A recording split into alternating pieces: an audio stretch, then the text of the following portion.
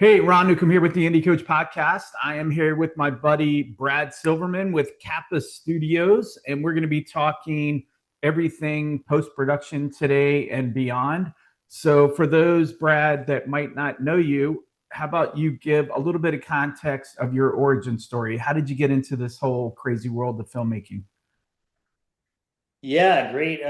Boy, having thought about the origin, it feels like so long ago, but I think the origin would start when I was in like probably college. I noticed that for every hour I would spend, you know, trying to study accounting or economics, or I'd spend 7 hours working on my lip sync act. So it was just like clearly I felt entertainment calling.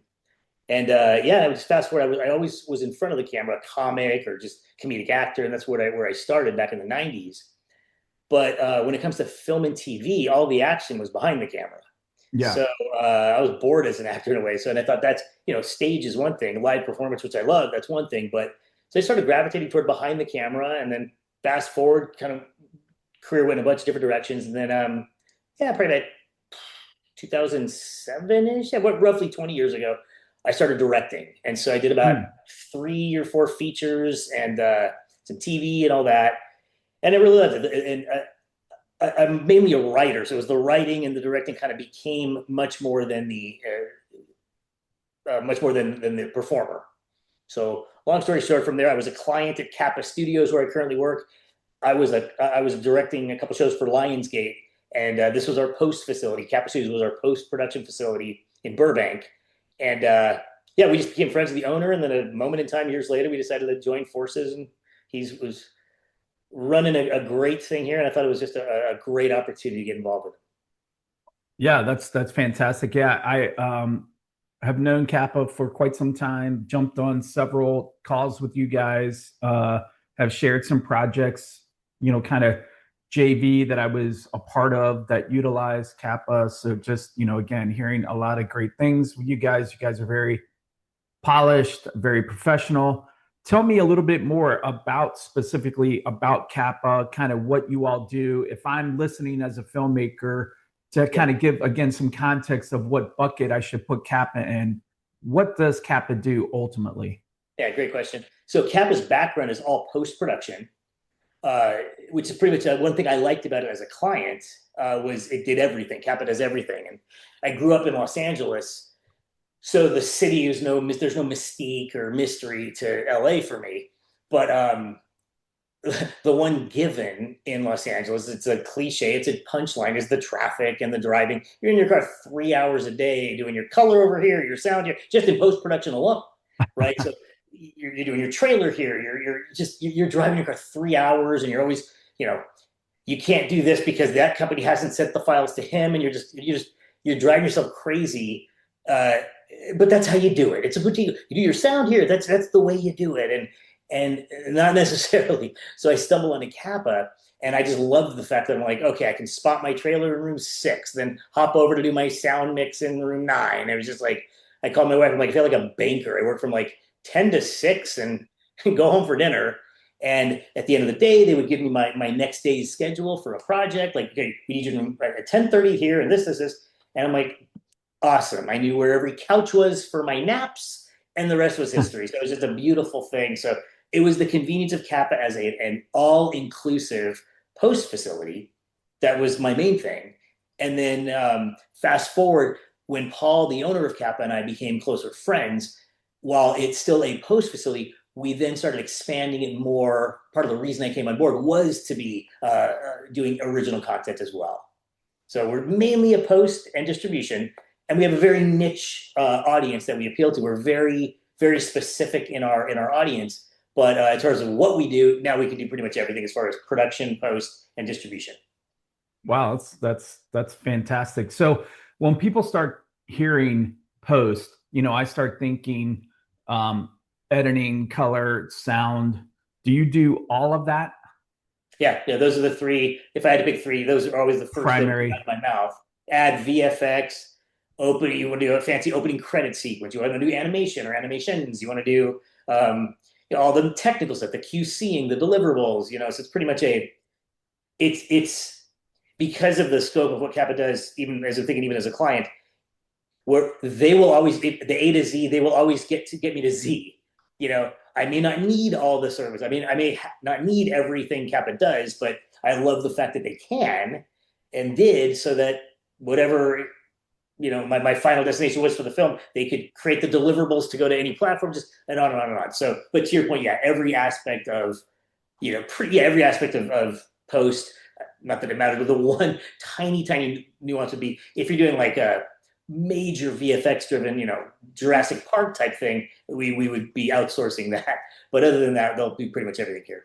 Yeah, and even then, I imagine Capo, kind of like you said, you could outsource it. It's almost like if you needed to go to that higher end, you all have been in the industry now Oh, and a yeah. staple where the people, you could pull people in. Can you talk to me a little bit about? I see sticker shock or shock value from people when they get the deliverables list, right? Filmmakers rarely know that there's this whole distribution element called Right. deliverables, and it's this Right. whole do out of things that must be done. And once you see it, you go, of course they would need this. So for instance, we had a project go on Netflix and then theatrical and all these, and then at the time we were still doing DVDs. So they do, when you hear QC, that's quality control. There's a very rigid quality assurance that each company has. At the time, if I'm, and this, correct me if I'm wrong, please, Brad, I don't know what the latest is, but at the time, Apple was like the premier QC. If you could get through Apple, you kind of got through everybody else.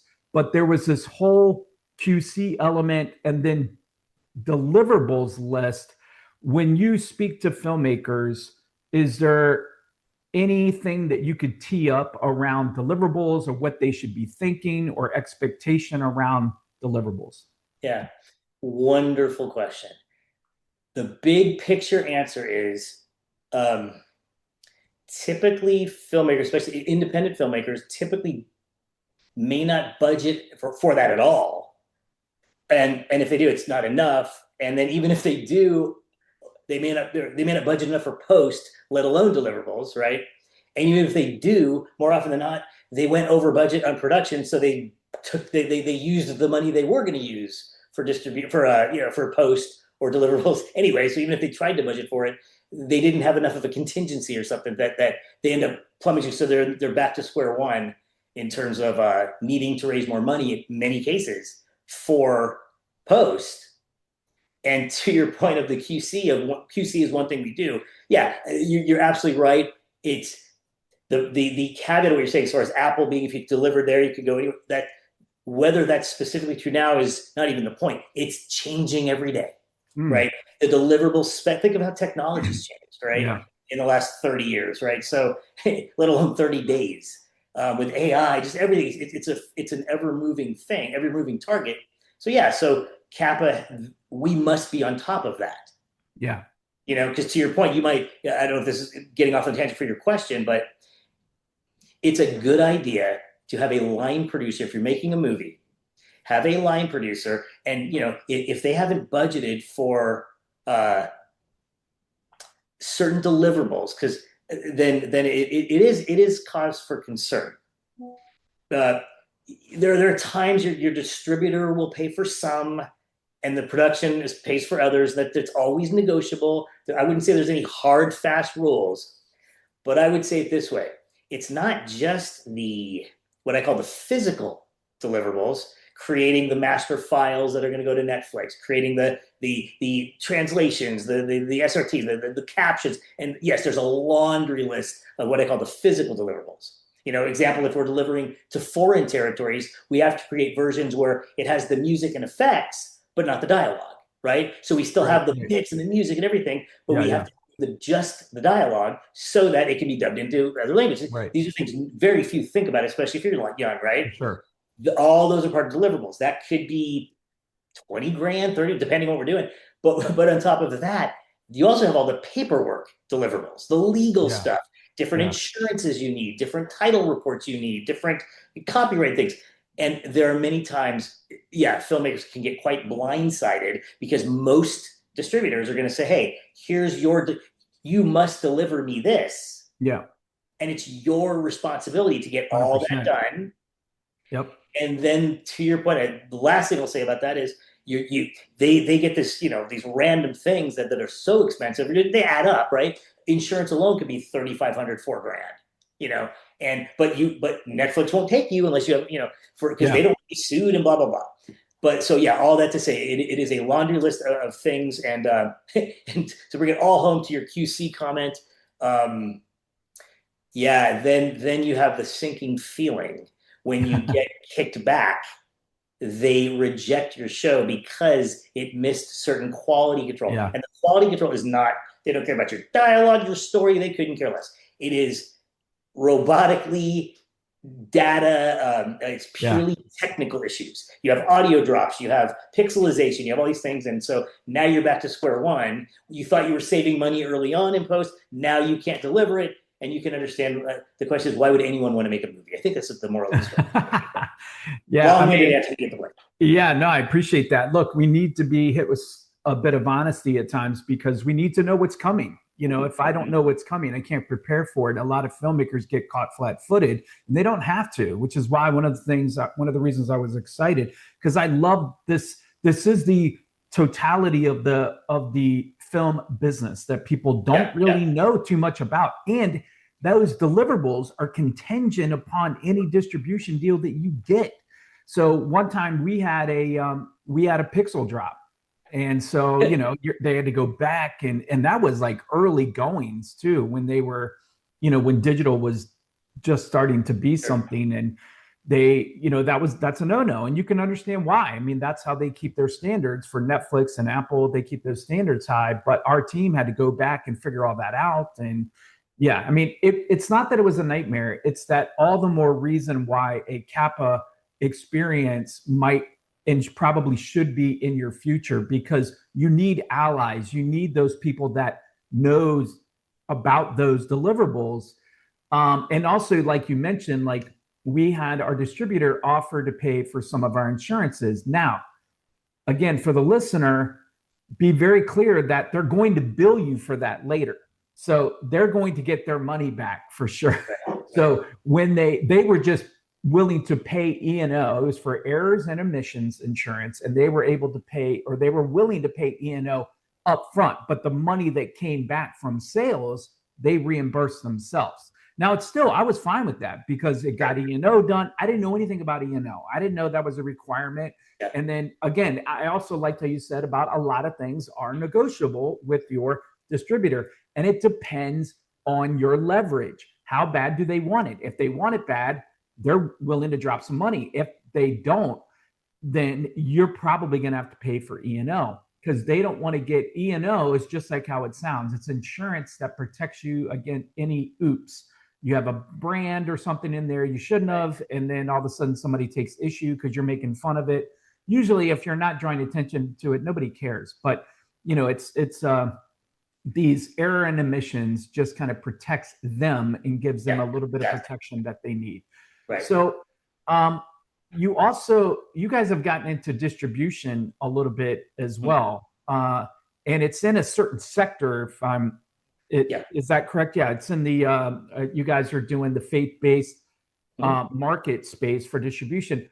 Talk to me about that. Why did Kappa kind of feel a need? Was there something that you all were seeing that was like, man, this is just a big hole in the market? Because you guys are in a unique position.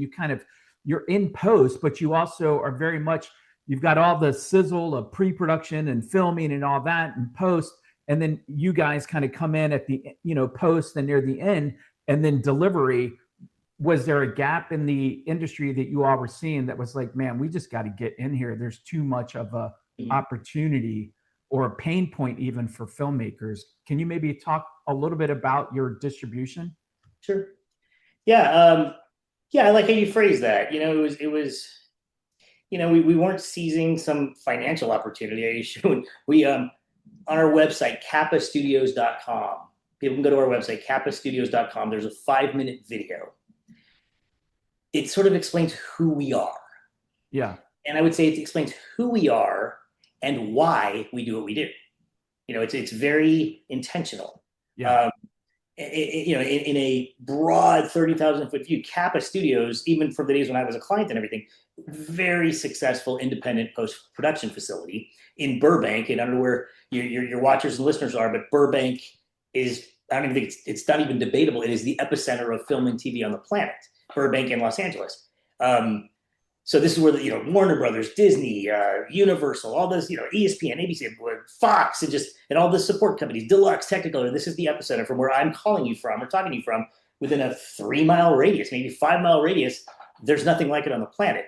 So to grow here is very difficult because the competition is just intense, and you're literally down the street from the major studios.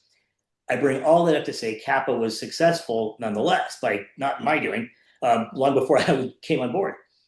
But it was a change of heart that we felt that Paul, the owner, I was already there. We just felt, you know what, for our conscience, we never throw stones at anyone else. People do what they're comfortable doing. For us, we felt really compelled that we wanted to tell those faith and family friendly stories. That's what we gravitated towards, just personally, professionally. It was more of an internal conviction. All of it anchored. It was, I assure you, it wasn't for money. Look at the books. There's far less money in this.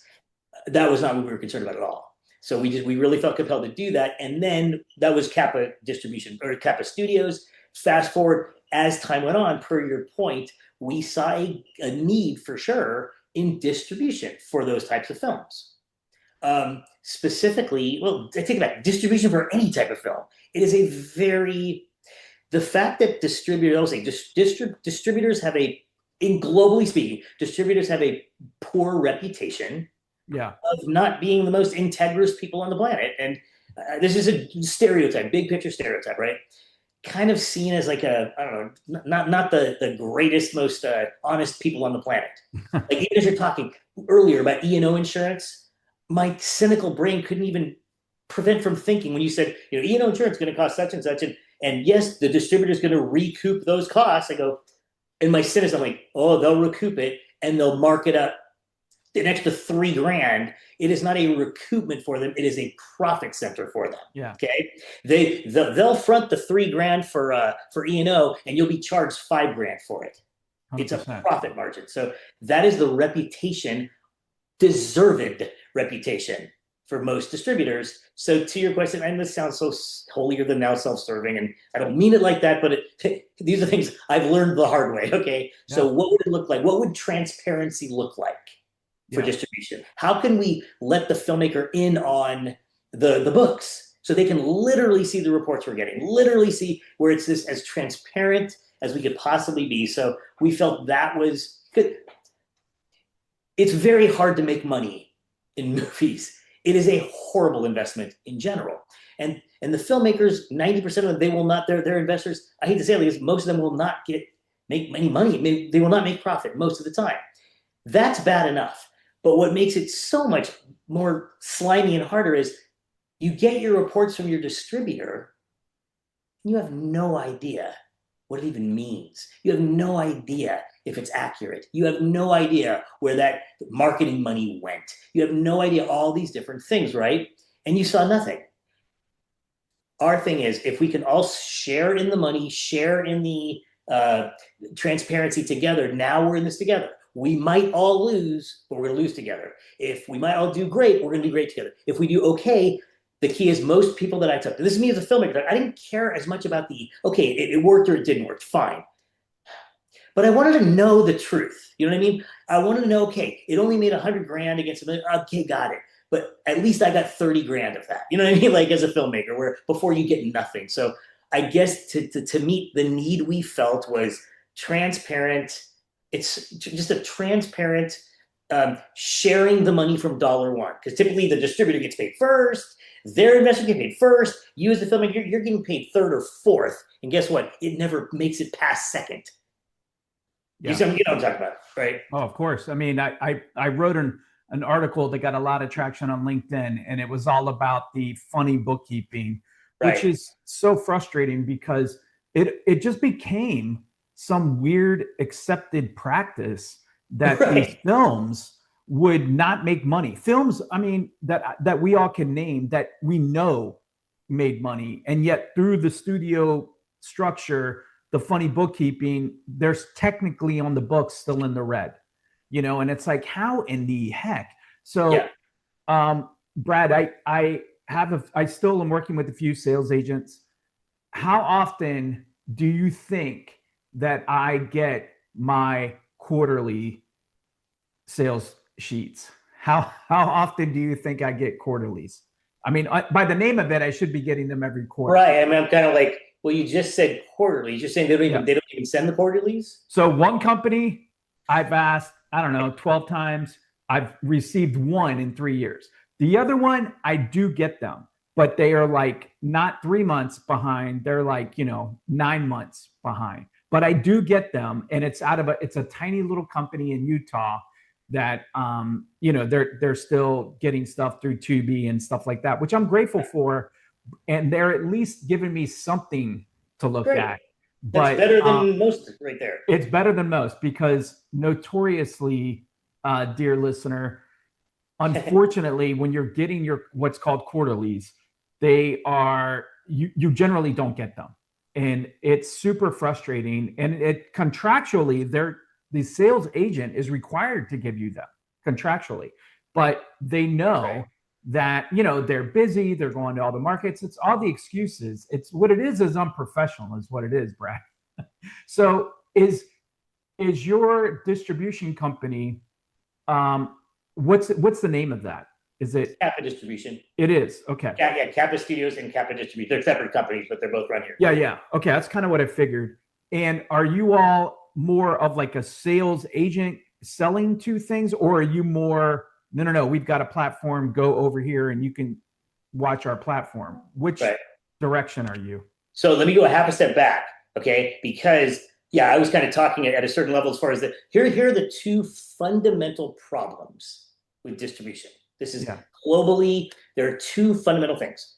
One is what we call the waterfall. Yes. Okay. The waterfall is, it says that there are different groups of people or individuals associated with a film that should receive income based on sales. Theatrical sales, doesn't matter. What money comes in, there are different parties that get that money. The distributor gets money. The filmmaker gets money. The filmmaker investor gets money. The person who puts in the marketing money gets money. You see what I'm saying? There's different entities that get the money. In Hollywood, and this is the way it's always been, to at least I think for as long as I've known it, 30 years I've been involved, the waterfall system is such that when the first monies come in, it doesn't get spread amongst the team. It goes to one group, whoever is in that first position. They call it a waterfall because picture like a bucket here, right? You got a bucket on my hand. So you can see my hand. Wait. Hold on. There we go. Now I can see. Okay, good. So you got a bucket, right? Keep talking. All right. We got some artistic interpretation. Good. So you got this bucket. Money's come in. Let's say yeah, exactly. Money's come in. 100,000 comes in. Let's say your P&A investor put in $200,000, and your distributor gets 25%. Okay, 100,000 comes in. Well, the 100,000 first goes to the 25% of the distributor. They're good. The P&A person is in the second position, so they get the other 75. You've seen nothing. And it's not until that first group is completely made whole, plus whatever bonuses you've agreed to. For example, if someone put in marketing money, let's say someone put in $1 million in marketing money, they've only agreed to do it because they want a 20% bump on that on returns. So you owe them 1.2 million. They are to receive all of that 1.2 million before you receive a penny. Okay. So now of that 1.2 million, the distributor is going to take their 25% first. Everything else will go to the P&A person.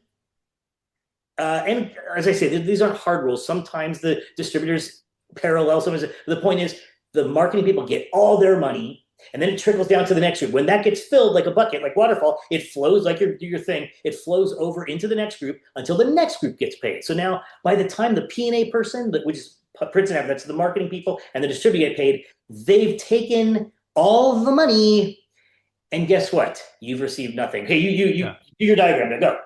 Yeah. You're spot on. I mean, the waterfall is just like this. It's a cascade of financing. So when money comes in, sales, where does it go? And it doesn't, to Brad's point, it doesn't come to you, dear filmmaker, which is down here at the bottom. You're last, right?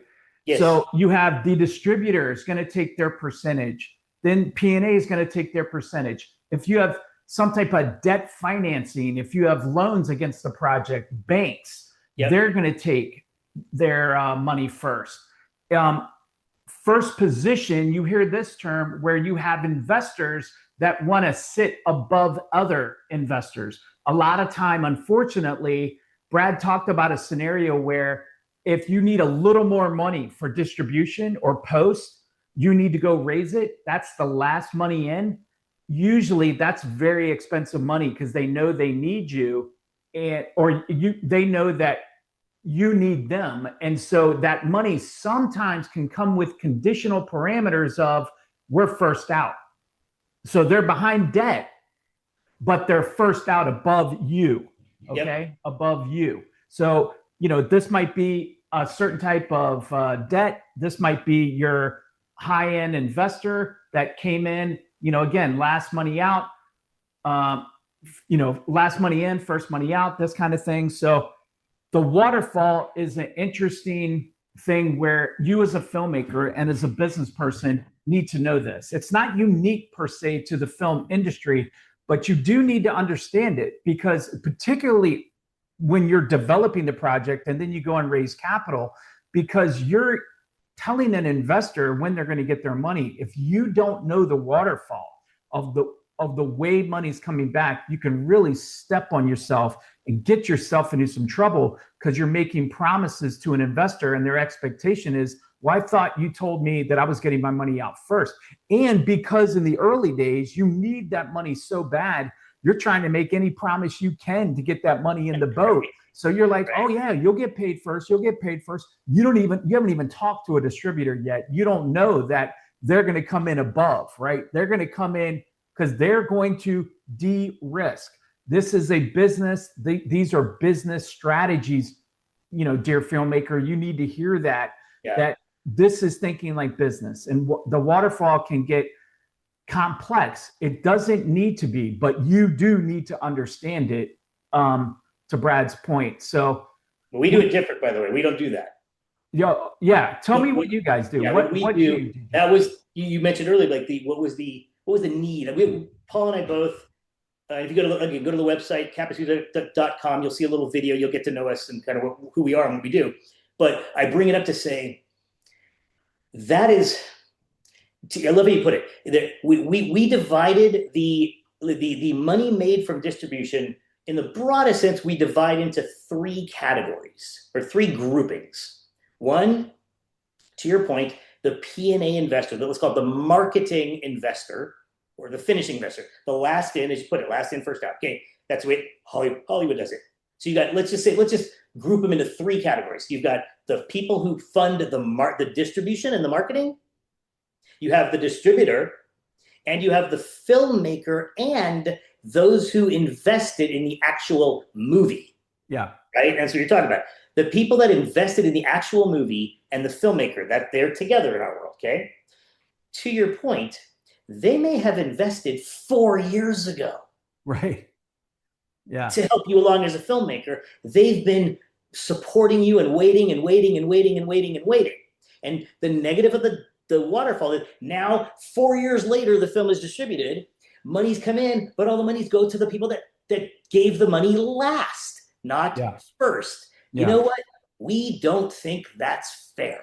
Nice. Okay. I like it. So our model is we call it $1 splits. As an example, again, it can be, let's put everything into one of those three categories. You're either the distributor, you are the person who funded the marketing, or you are the filmmaker / those who invested in the film. Okay. Our model, forget the numbers can be flexible depending on how much people are doing all that. But in principle, from $1, it is agreed.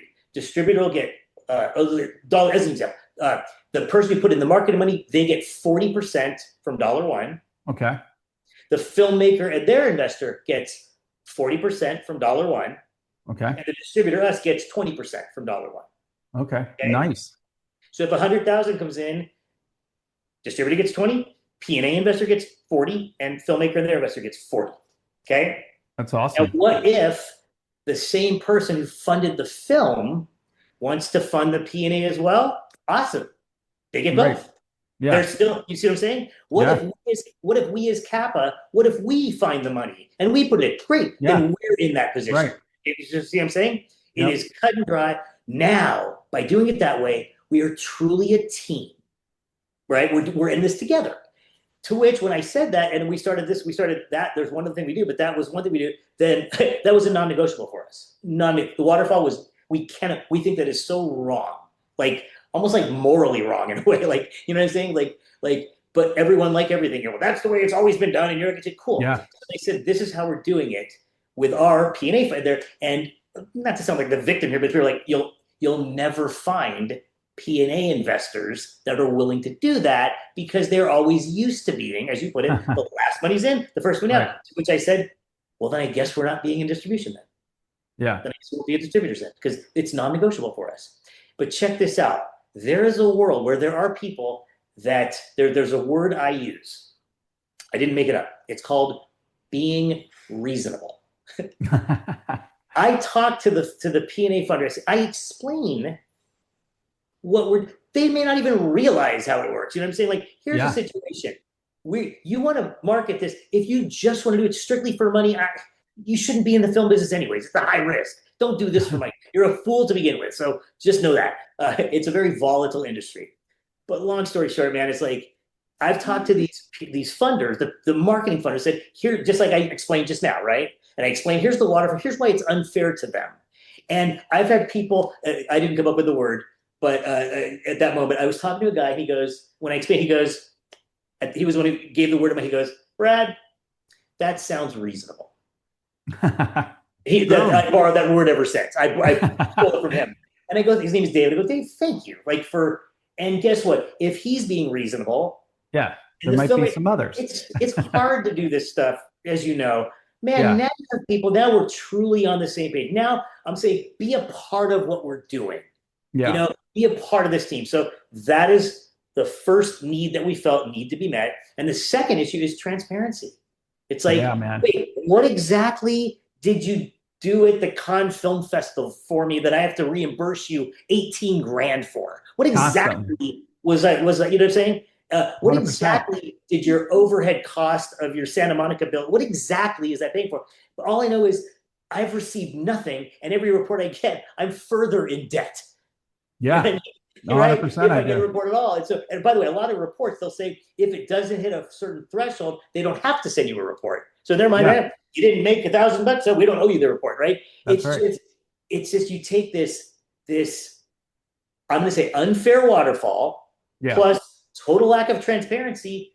You have a lot of discouraged filmmakers, very much, and their investors that are burned out. They'll never do it again, right? Yeah. So what if we had it where you could see the books, as you know, you could see the funds, you could, and we're all in this together. If a P&A person says, no, if I'm going to invest, I want to be last out. I insist. I go, cool. We're not right for you then. Yeah. There's plenty that'll do that for you.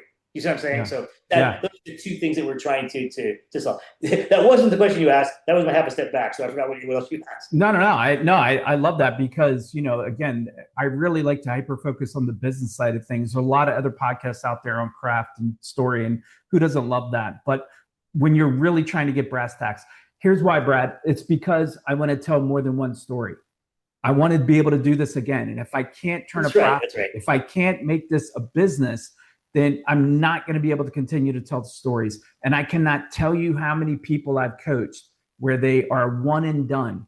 And no matter how much I try to get them to do things, the business side of it is where they really get hit a lot of times. And it is super, super frustrating. So you all are now getting a little bit into the original content game. That I knew you guys were going into distribution. That was the last I kind of where we Yeah, had connected. So man, you gotta talk to me about this original content. How are you guys doing it? What are you guys looking to do?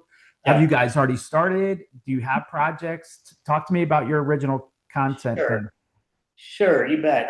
Yeah, I would say when we started this, the purpose, the original intention was to really focus more on original content. Because up to that point, Kappa was just post production, and I'm not a post guy at all. I'm a writer director by background. I still don't do any post downstairs. The Yeah, I would say it this way that we for Paul and I, we are very intentional in our mission. We'll call it our mission. Like we're very purposeful in why we do what we do. We try. That's the key for us. We don't, like I said, we don't throw out. Everyone do whatever you want. For us, we felt very compelled to be very narrow in the type of content that we wanted to be involved with. I say that because um, if if our purpose, if you will, is to help create content that we feel uplifts the culture.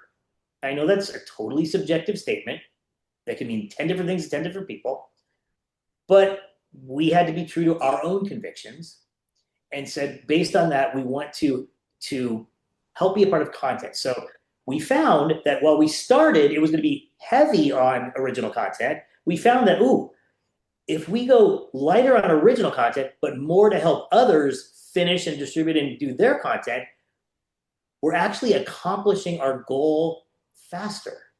Does that make Mm, sense? If it's mm, just us doing the original content, well, we do what, two or three projects a year, maybe great. But if we can back up and help 40 filmmakers and content creators help their projects, now we're a force multiplier. So I bring that up to say, there's a second category besides original content, which is a middle ground, which is there are projects that aren't quite working. hmm. Okay, a filmmaker has made it; they can't get a distribution deal. We don't want to like, and the reason is because the film's not quite there. Again, that Yeah, is a subjective thing, but it's also objective in the sense that no distributor wants it, right. Nobody's right? coming. Right. So you can tell me how great it is. Like, cool, agreed. Go sell it. Yeah. Why are you talking to me then if it's awesome? You know what I mean? Like, Right. you should have offers all over the map. People are Yep. looking for great content. It's their job to find great content. They put food on their family's table by finding great content. Why do they not want yours? Right. You're not a victim. You're not a victim. It's a hard world we live in, right? I say that because we have the original content capabilities and obviously all the editorial, we'll look at projects and go, you know what, we'll get a project that, let's say we say it's a 3 out of 10. Okay, we can actually we'll be good on. We go, you know what, if we put our hand to this, I think we can reimagine it with them, recut it, this and the other, maybe do some pickup shots. We can get it to about a 5.5, 6 out of 10. Is that Hmm. worth it? Yeah, maybe it is. Somebody will look at a project 3 out of 10. We go, yeah, maybe a 3.5, 4. We would say, yeah, we can't make it better. I bring that up to say that's the middle category of it's not necessarily original content, but it's reimagining and repurposing existing content and redoing it, if that makes sense. It does. Yeah. So that is a big part of what I would call the production, the Okay. non-post side, if that makes Okay. sense, right? Yeah. And yes, but we've done a couple TV shows, one feature, and we're working on a pretty big, kids film series as well. So we have, yeah, not a ton of original content, but like I said, a lot of it would be in that middle ground there. Yeah. I mean, as a coach, the most oddest thing that I didn't account for, Brad, was it's these people where they come to me and they have a little bit of financing, but not all of it. Yeah, Or there's always a couple pieces missing, or to your point, the story is 80% there, right. it's 80% there. And all of us filmmakers from day one, and I would even say as consumers, we all know story is king. I mean, I've heard that, my whole life, even outside of film. But as filmmakers, we know story is king. And yet, again, as a coach, I do find that it's in the idea itself that I find the most challenges, frankly. It's the idea itself is problematic. So And true. if they had someone to kind of help nurture them a little bit, they could, like you're talking about, they might be able to get it to a 10. but I do think that there's other levels you could go up. So I love that you guys are kind of stepping in there to say, is there something that we can help?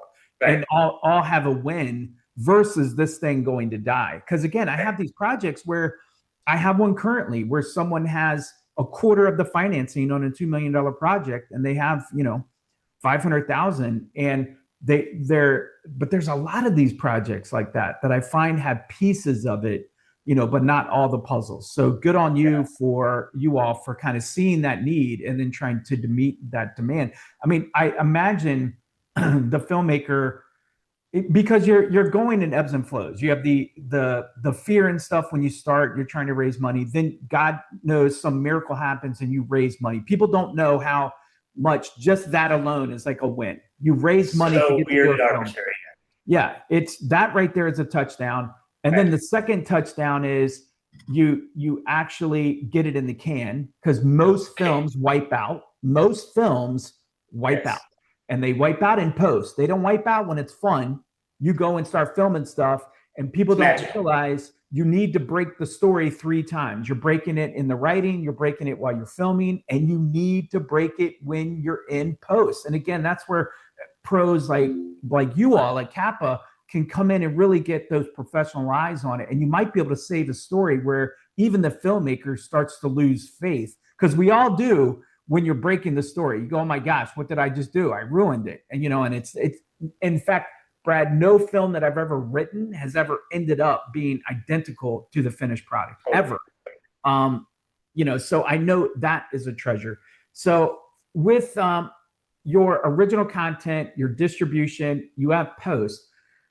I want to jump back just for a minute to post. We don't need to talk about numbers, because that would be it'd be too difficult to try to present to a filmmaker of like trying to talk numbers. But can you maybe talk percentages, like out of my 100% budget, whatever it might be, what are you seeing is a nice number that post actually, you're like, okay, they at least truly thought about it instead of an afterthought? Fair question. Even that is so tricky to answer. Yeah. Because I don't even think in those terms, in terms of what percentage of your overall budget. Because let's say I say 20%, okay?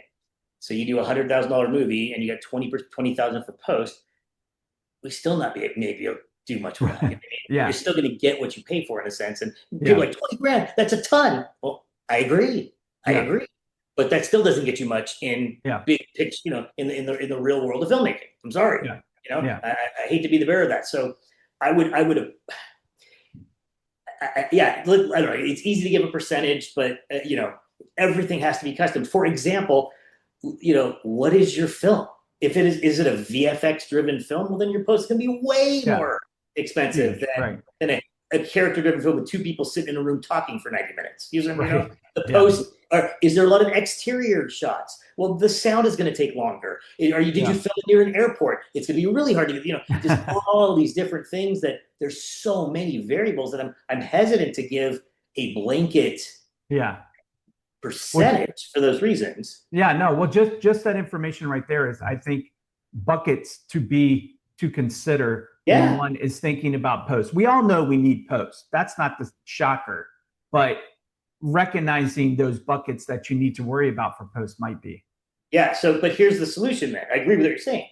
My advice, and this is where I really started to bond with Kappa when I was still a client, is talk to us before you shoot. You know what I'm saying? Call us before you shoot.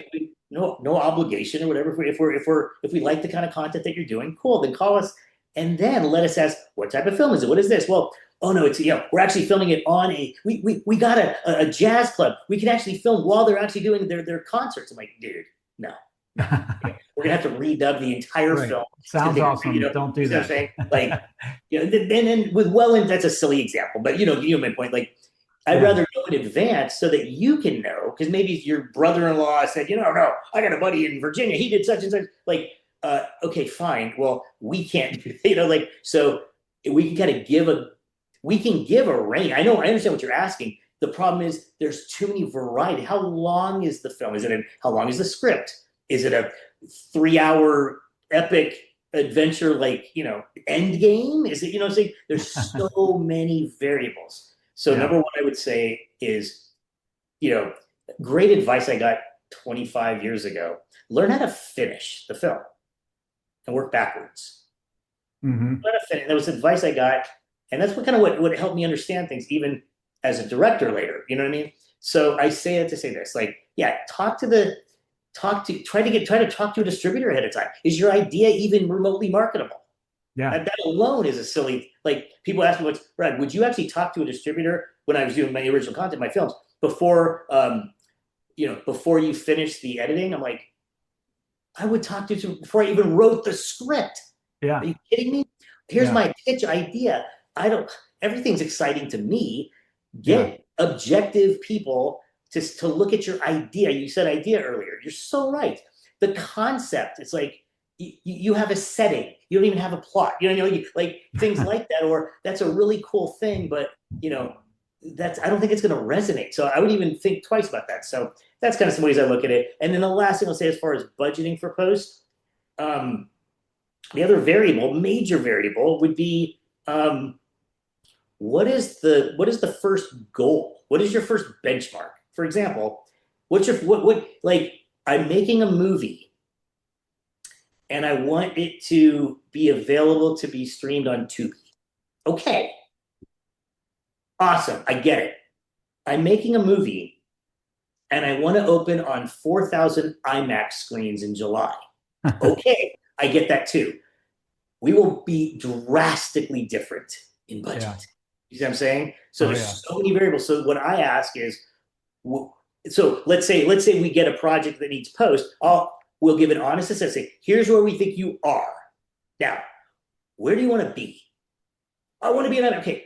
What's the first stop that you want to be? I want to make a version that I can send to distributors. Okay, let's get you a nice screener mix. You know what I'm saying? We don't have to spend all the money. Let's do that. And you see what I'm saying? Let's work together to kind of stair step it.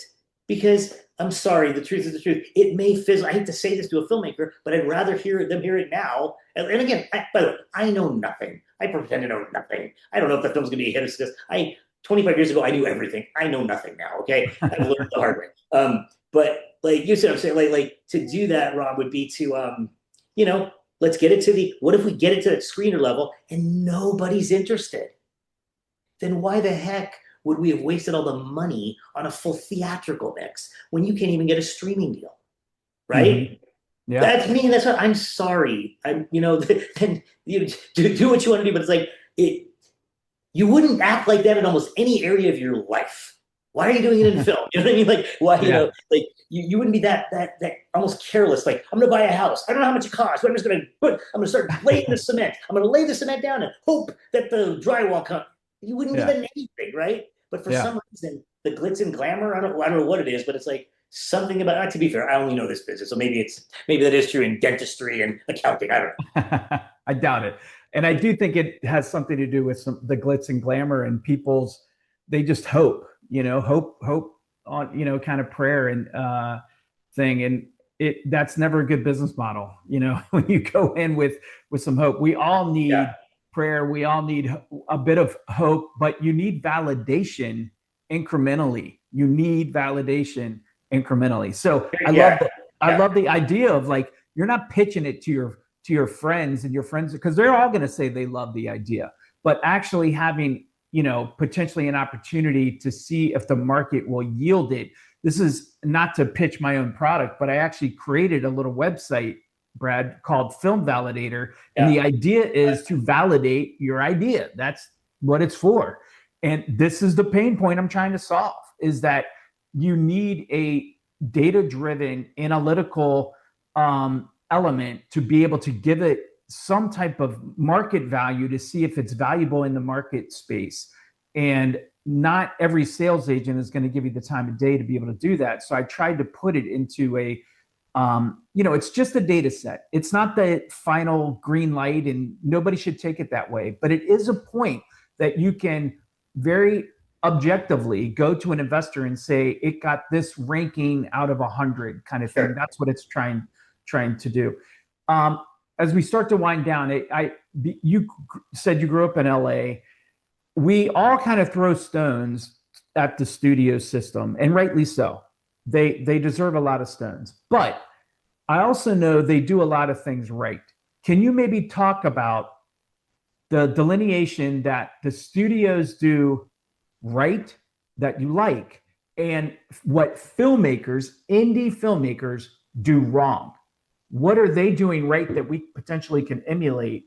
And what is the indie filmmaker messing up that's driving you guys nuts? And like you said, if you had just come to us beforehand, we could have probably helped you figure it out. Maybe that one is the answer. But the studios and indies.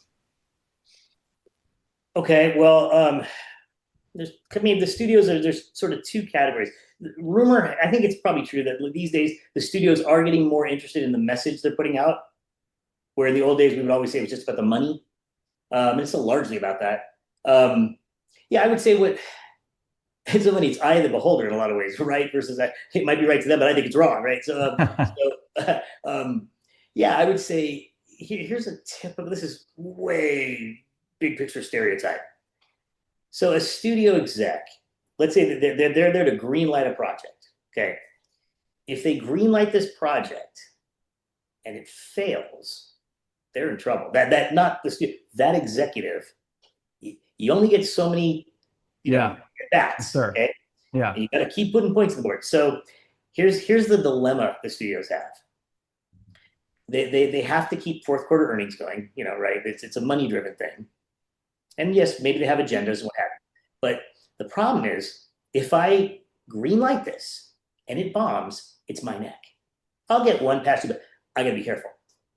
But if I pass and don't greenlight it, and the other studio gets it and it does successful, it's also my neck. Why'd you pass, right? So it's you're in this tightrope of fear on both sides. So what is the result of that? Formulas or formulaic Right. pictures, Very much. yeah. For example, at the new Doomsday, the new one with Avengers, right? I was cracking up when I saw that. It was like, this is just me with my popcorn, watching the parade go by. Like, glad that's not me. But as an example, this iteration of even MCU has not performed nearly what they were hoping. They were trying to reboot it, right? Or they weren't capturing the same magic they had before. So it's like after 3 years of no longer than whatever Endgame came out, or I guess the next Spider-Man was a big hit. But my point is now they're kind of in a little bit lost. So they just like got it, I got it. The Russo brothers and Robert Downey Jr. It's not a guarantee, but that's about as bankable as you're going to get, right? In other words, Disney says, okay, if we get the Russo brothers who did Endgame and Infinity War and get Robert Downey Jr. starring it, that is the Robert Downey Jr. How much do you need, Robert? 100 million, Yeah. 200 million, 300? There's no money that they could pay the guy enough, right? So you see what I'm saying? It is Absolutely. we have terms for this. It is such it's just what they get. Let me put it this way. I'll put it right. What they get right in their mind is they treat it like a business. It's a commodity. It's a property. Now I might say that's what I hate about it, but that's just I have to be older, right? So number one is they have objective business metrics. Let's go there. You go. Objective business metrics. It's not a guarantee or anything, but they know how to mitigate risk. That's why you see the same sequels over and over and over. It has an audience. That's why you see the movies based on very top-selling books or something, because it theoretically has an audience. They're trying to mitigate risk, so they have good metrics. That's what they get right. So what filmmakers get wrong is perhaps if the goal is to make money on your film, which everyone says, no, it's just for the mission. Then when you're upset when it doesn't make money, then clearly it was about money. But long story short is that for the filmmakers get wrong is they might have a passion for this thing. And to your point, you mentioned earlier, I call this the American Idol. Right? I haven't watched it in 20 years. Back in the day when I used to watch American Idol, I call this this is what the filmmakers get wrong. The indie filmmakers, okay? It's the American Idol. You sang at the Iowa County Fair, and they loved you. So then you were asked to sing at the wedding for the mayor. They loved you. You did the 50th anniversary of the town square thing, and literally The guy, he actually was a recording, he had a recording studio back in the 70s. He said, you have more talent than, who's best right now? You sing, Taylor Swift. it's like Yeah. pop right now. Give me some, I used Taylor, to use Celine Dion, but I'm dating myself. Taylor Swift. There you go. Yeah, thank you. Oh, you think, perfect. Go. You went to the state thing, you went to the county thing, I had the state thing, and literally the governor himself or herself came up and said, I think you're better than Taylor Swift. So what the filmmakers get wrong is it becomes a something other than objectivity. So Yeah. now you sing for the American Idol things, and they like you too. You get a ticket to Hollywood. You're that good. Not many get that. Problem is, now you're down to the top 30 or 40. Now you're on the big stage. Now you're singing a cappella against other singers, and you are not even in their class. Mm-hmm. So you're crying when you leave because you didn't get selected to be in the top 24 or whatever. And they don't understand. The mayor said I was better than Taylor Swift, right? So I would say what the filmmakers get wrong, you brought it up, right? So it's like when you get to the big leagues, you're being compared to the best. I'm sorry. Yeah. It's no longer that you believe in it. It's no longer that you're passionate about it. Nobody cares. You care. Yeah. Your grandma cares. But if you're trying to get in the big leagues, you're going to be exposed right or wrong. And the good news, bad news is people will vote with their clicks.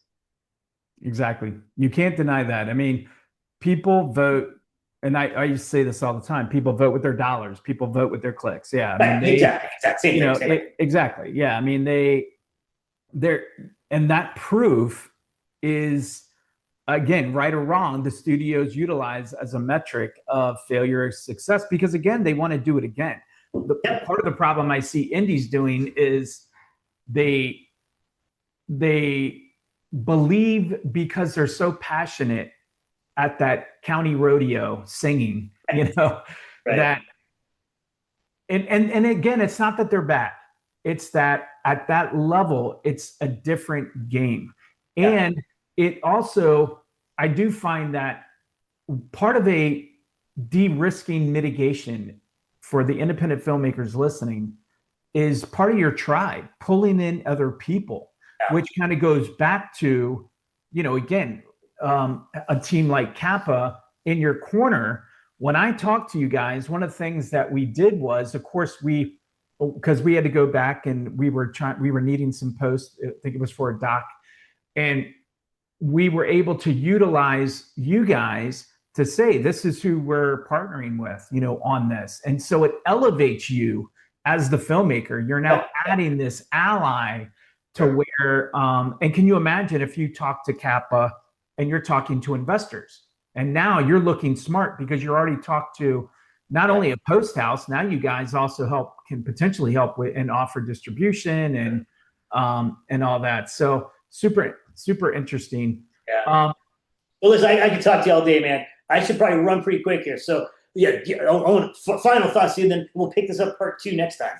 Yeah, absolutely. Yeah, no, give me your kind of do out. What is it that you would tell a filmmaker listening, wondering what they should do next? Yeah, so it depends. If by filmmaker you mean someone who is the originator and creator of the content, that's an easy answer. If it's a filmmaker in the sense of they're part of, they want to get like a job on crews, as part of the camera team, as part of the, I don't even know him. I'm so out of the loop, but I don't even have advice for that. What are the, I did that back in the 90s. I'm so removed from that. I would say that, but so I guess the answer to the people they're the ones originating the content. Yeah. Here's the one thing I've seen consistently helpful, really going back to, I think, Steven Spielberg and anyone today. The most surefire way of breaking into this industry, and we have such an advantage today that we never had before, called social media. When people say, I really want to make movies, I go, cool, make a movie. Yeah, go for it. Make a movie. What's stopping you? Well, no, you understand this. Then you ask me my advice. That's my advice. Make a 10-minute movie. Make a 20, I don't care. And put it online. And watch what happens.